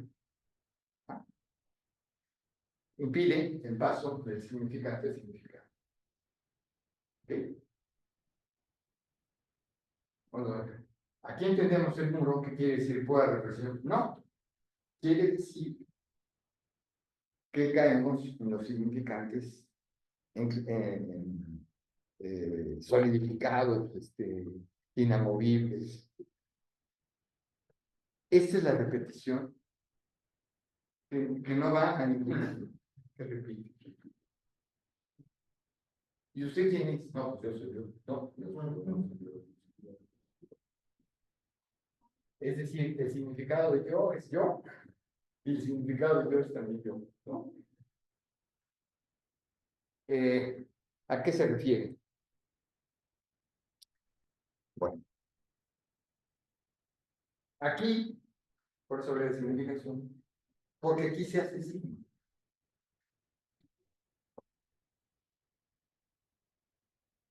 ¿Y qué dijimos que era signo? Lo que queda ya establecido, ¿no? A ver, yo voy a decir que mi padre fue un hijo de su Pink Floyd. Ya, ahí de mi significación. Si esto se convierte en signo, la persona sigue repitiendo toda esa historia. El padre es el culpable de todas las cosas que me ocurren, que me ocurrirán. Me han ocurrido, me ocurren y me ocurrirán. No, sí, es en serio, es terrible. Eso es signo. Esto es lo que detiene sintomáticamente, es el síntoma detenido. Es la queja. ¿No? Pero la queja le da sentido a la persona. ¿No? A ver, ¿por qué? Pues es que yo no soy responsable, ¿no? ¿Quién es el responsable? Hola. ¿Quién es? Nada más quería saludar. Ah, Tranquilos. en el imaginario simbólico. Oh, entonces me voy, doctor. Me da mucho gusto. Que los Igual. los extraño, ¿eh? Mucho, mucho. Sí, no me extraña, ¿no? Mucho. Esto.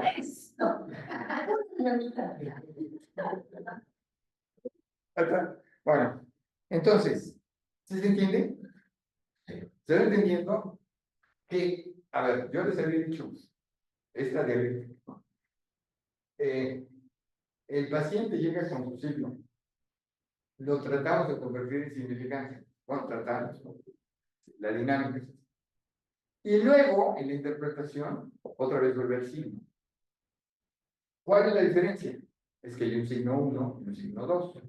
El signo 2 es, entonces, este signo donde se muestra que este signo, originalmente, era unívoco. ¿Sí? El padre de todas las cosas que he sufrido, sufro y sufriré, es mi padre. Muy bien. Este es unívoco. ¿No? Ya tiene un signo fijado. Ya. Muy bien. Entonces, el proceso de análisis es romper con este muro. Esa es parte de lo que quiere decir el atravesamiento de fantasma. ¿Ok? Profesor, eso, o sea, significa que ese signo, cuando dice que antes de iniciar un análisis, por ejemplo, es unívoco, y que lo que tratamos de hacer es romper justo como con eso, con ese muro del lenguaje, es como que abre entonces eh, la, la significación. ¿Ah? Ujú. Para otra cosa, no sabemos para dónde o para qué, pero para otra que no sea a la Para misma. una, para una cosa que sea menos infeliz. Ujú. Sí. No se me ocurre otra manera de decirlo. Porque si estás aferrada, no diría, se aferró a una idea. ¿Quién se que queramos decir con una idea? No, está aferrado a una idea. Y si tú muestras que esa idea no tiene sustento, entonces se abre. Hay otros significados. Hay otros significados. Pues sí, resulta que mi papá fue mi padre y todo eso, pero yo estuve ahí interviniendo. Entonces, culparlo a él de todo lo que me pasa es desconocer, limitar, coartar todo aquello donde yo estoy presente. ¿Va? Entonces se tiene que mover, ¿va?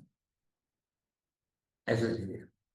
Bueno, y acaba la parte más chingüengüenchona del asunto. El real dentro de lo simbólico. Papito, a ver, siempre aquí sale, porque ¿qué es lo real? Lo imposible. Lo que es lo real, lo imposible de decir, ok, ya, ok. ¿Qué es eso imposible de decir? Pues lo imposible de decir. No, claro, es obvio, ¿no? No está. ¿Cómo? El síntoma, o sea, es que lo pienso como el síntoma físico, el síntoma en el cuerpo. Puede ser lo real de lo simbólico. Lo real y lo simbólico. Vamos a empezar. Primero, este. ¿Va? Pues este. Vamos a empezar. Letra. ¿Qué letra? No, sí, exacto. Buena observación. Sí. Son fonemas.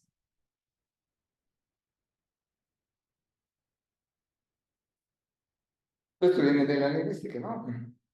¿Qué son los fonemas? Les había dicho que para la lingüística los fonemas están en una articulación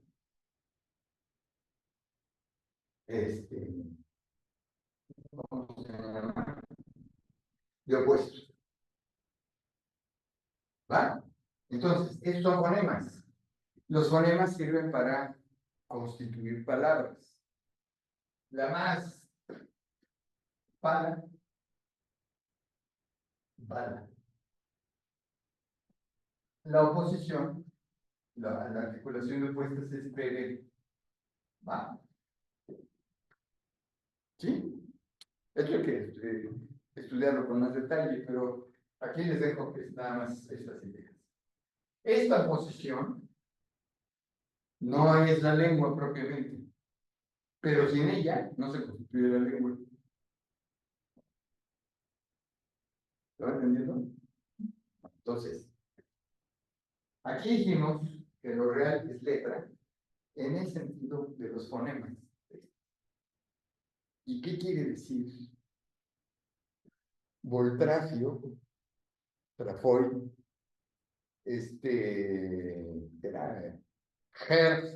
era Herzegovina.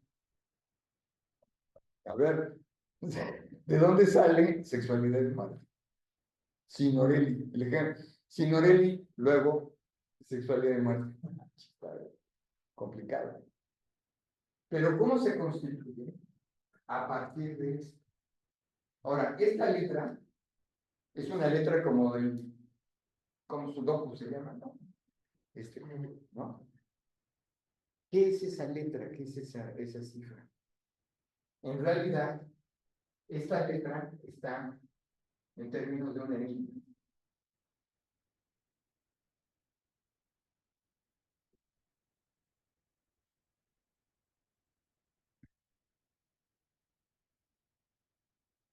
Muchas expresiones de lo real tienen que ver con esas palabras que repiten los pacientes cuando eran bebés.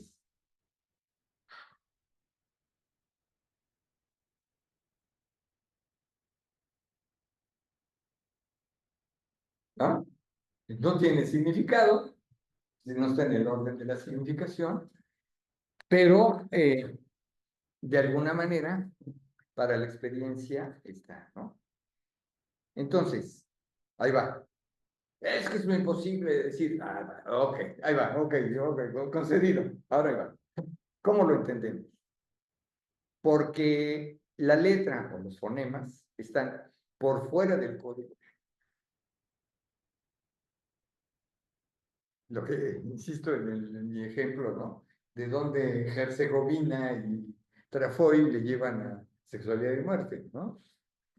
Son asociaciones que se van haciendo en términos de una interpretación, ¿no?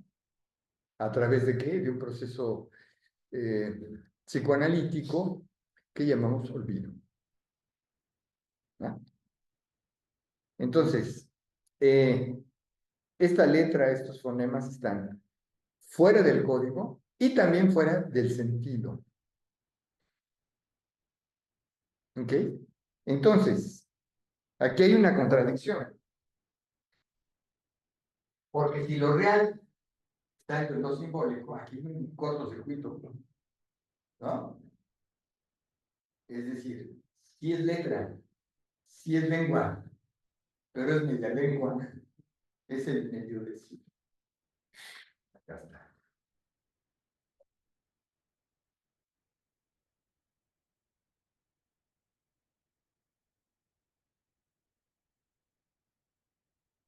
Es ese medio de sí.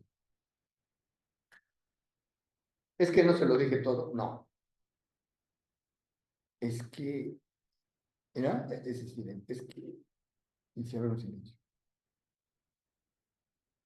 ¿Ese silencio es interpretable o no?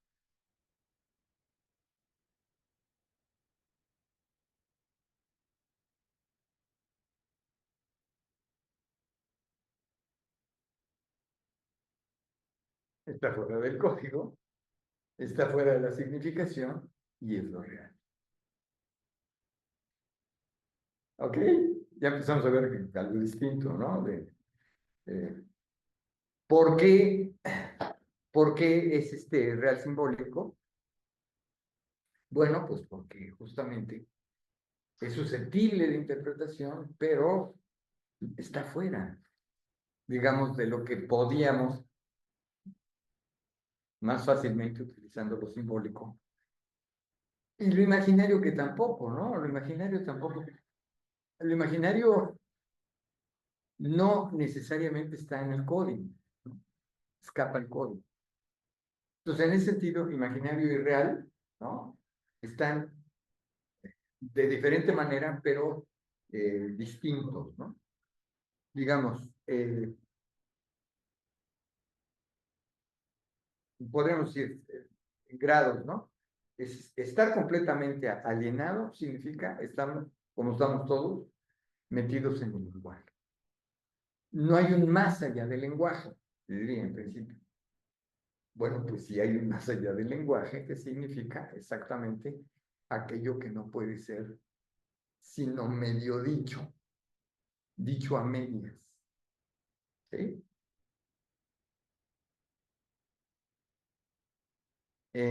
Insisto, por ejemplo, todas esas expresiones de los adultos que refieren cosas infantiles, ¿no? ¿Y qué significa? Vaya usted a saber. Bueno, entonces, lo simbólico sería lo más alienado desde el punto de vista del gran otro, completamente alienado, y es el otro como complemento del tal. Eso sería lo imaginario dentro de lo simbólico, ¿no? Entonces, está completamente metido. No tenemos imágenes fuera del lenguaje. Es cuando se dice que no podemos pensar cosas sin el lenguaje. Bueno, es esa parte justamente donde lo imaginario queda cifrado, queda detenido. Lo simbólico, dentro de lo simbólico, lo que nos indica es la posibilidad de una combinatoria mayor, nuevas combinaciones. Porque lo anterior es, digamos, lo dado, ¿no? Y lo dado incluso fijado. Por eso cuando Freud habla de fijaciones, aquí podemos hablar de las fijaciones en el lenguaje. ¿Y cuáles son esas fijaciones en el lenguaje? La fijación en un significante, ¿no? ¿Qué es significante? No, depende. Y finalmente, lo real, dentro de lo simbólico, que está así por fuera, y sin embargo, lo real es la primera sede, el lugar del sujeto. ¿Cómo? Y vuelvo otra vez en mi dibujito, donde el yo y el no yo están articulados de una manera incomprensible. No es imaginable, ¿no? No es imaginable decir, es que mira, tu imagen y tú son lo mismo, ¿no? Explíquenle eso a alguien. Es que tu fotografía en la credencial del lector eres tú, ¿no? Es que te pasaste a 2 dimensiones, ¿no? ¿Va?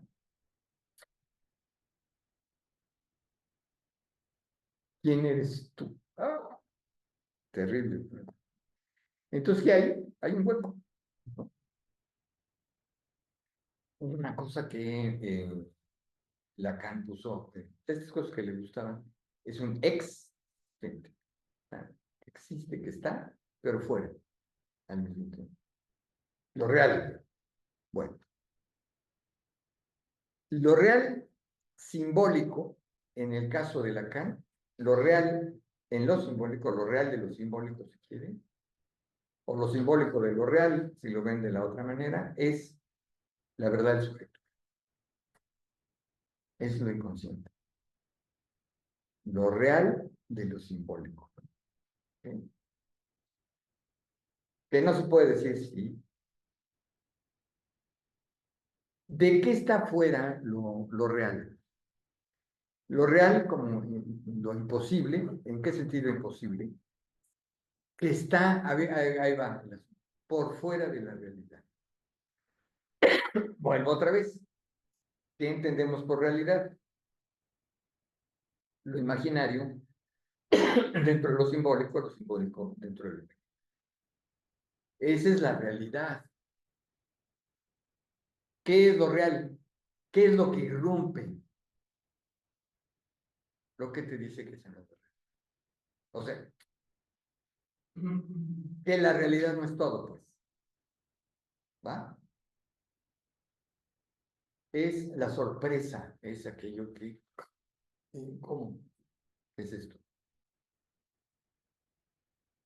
Un niño con una sintomatología médica que tú supones que es, en realidad tiene que ver algo con lo psicológico.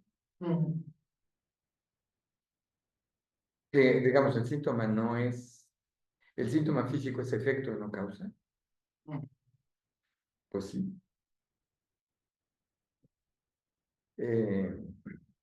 Esto es lo que el psicoanálisis freudiano lo correspondería al síntoma conversivo. Es lo propio de la histeria. ¿Ah? ¿Qué lectura podría darse de la histeria en estos términos, ¿no? Estamos hablando real, simbólico, imaginario, combinatorias. Las que perdí, ¿Eh? las que perdí, no las histéricas, pero no con sus miembros institucionales, etc. Sí, bueno, hay filmaciones de eso. No, pero a ver, ¿cómo aparece el síntoma conversivo? Fíjense que estamos hablando de los dos, ¿no? La subjetividad fue la historia, quién sabe cuál fue, y lo que puede ser narrado, y en el límite de no narrado, lo no narrado, no. A ver, pregunta, te devuelvo la pregunta. ¿Esos síntomas conversivos son reales?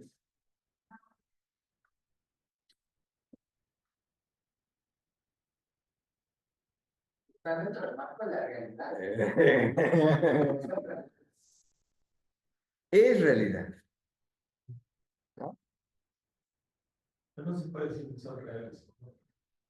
A ver, la tos de... Son imposibles.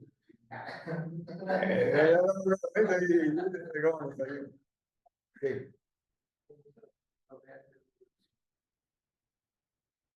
No, no está mediado el vómito del niño, porque el niño todavía no está alienado al lenguaje. Es lo que diría de lo que he expuesto hoy, ¿no? No está alienado. Entonces, no podemos aplicarle la categoría, ¿no? Ni del simbólico, ni de imaginario, ni de real. Pero sí es una realidad. Para los padres, pues es signo para los padres, eso sí, y síntoma real. Y para el médico también, síntoma de realidad, pues, para que no nos confundamos, ¿no? ¿Sí me entienden? ¿Por qué no es real?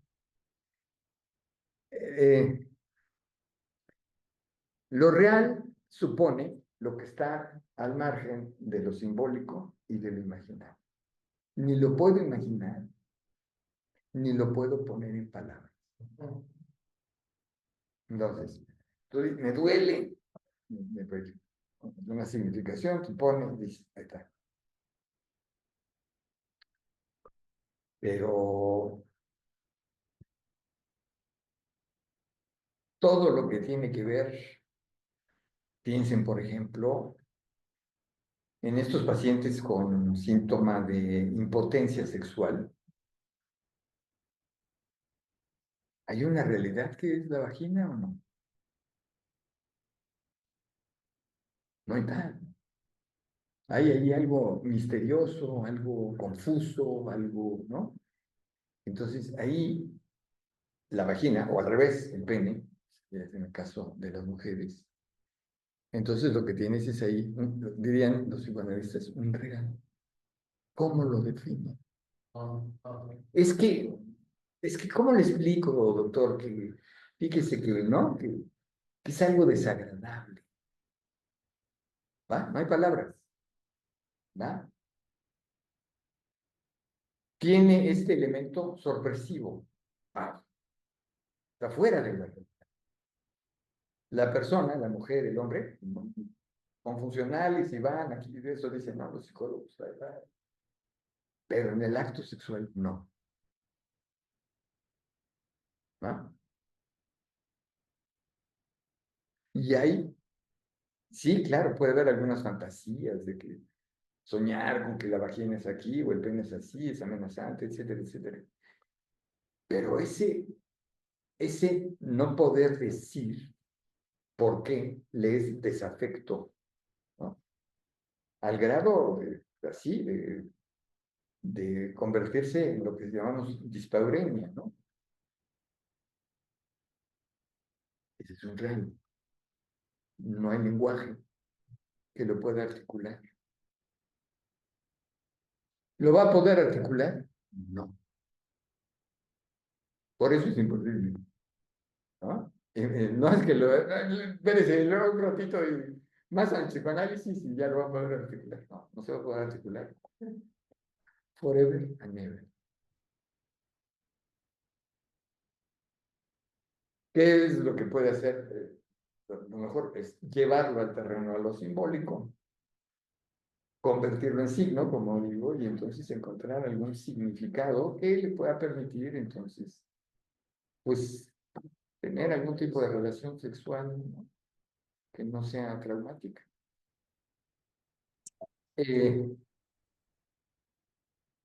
Entonces, una de los elementos de este real dentro de lo simbólico es la incredulidad. Es cuando te dicen o te dices a ti mismo, es que eso no puede ser, eso no puede ser.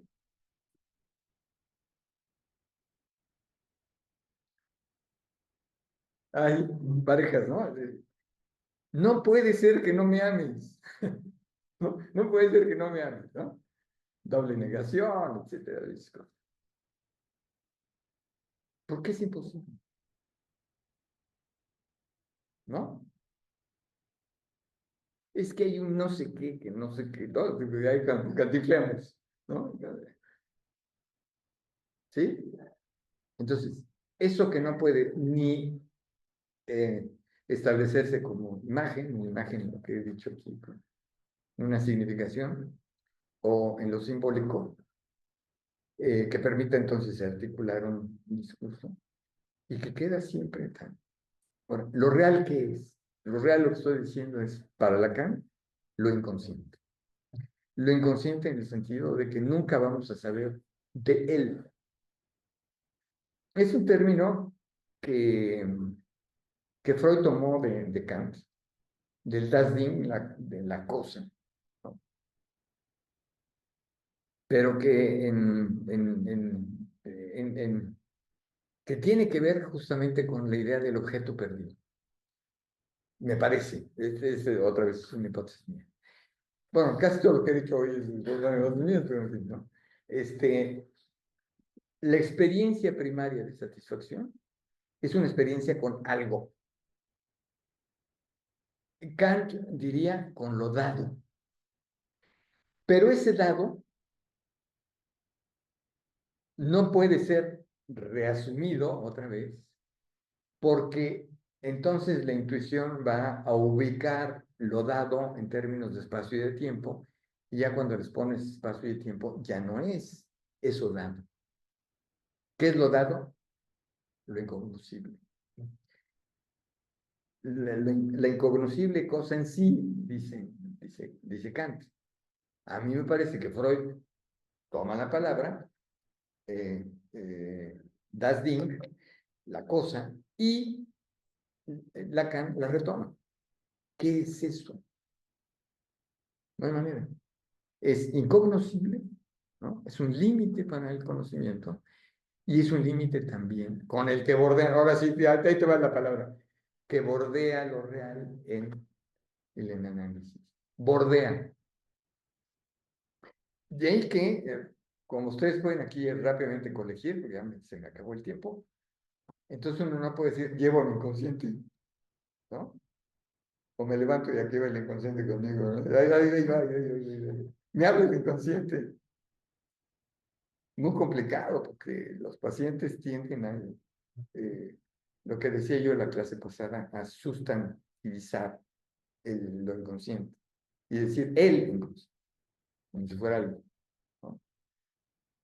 Aquí no, aquí tiene que ver en una red, si ustedes ven, cultural, simbólica, ¿no? Matemática en última instancia. Esa ya es cosa mía. Bueno, uf, estamos bordeando la angustia en la calle. ¿Va? ¿Aprendieron algo interesante? Sí, bastante. ¿No? Y espero que ya, no. ¿Qué es lo real? Lo imposible de decir, puta, no, ya.